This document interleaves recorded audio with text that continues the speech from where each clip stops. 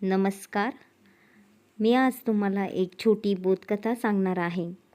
हत्ती आणि छोटा ससा. यातून आपल्याला खूप छान बोध मिळतो. हत्ती आणि छोटा ससा. एका जंगलात एक छोटा ससा राहत होता आणि एक मोठा हत्ती राहत होता.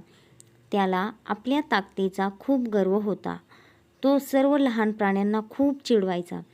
एक दिवस एक छोटा ससा म्हणाला, ताकद फक्त शरीरात नसते, बुद्धीतही असते. हत्ती हसला. त्यानंतर हत्ती चालता चालता एका खड्ड्यात पडला. ससा हे बघताच इतर प्राण्यांना बोलावून आणले. नंतर सर्वांनी मिळून हत्तीला बाहेर काढलं. हत्तीला आपली चूक कळाली. त्याने सगळ्यांची माफी मागितली. बोध: गर्व करू नये. लहान असले तरी सगळे महत्त्वाचे असतात.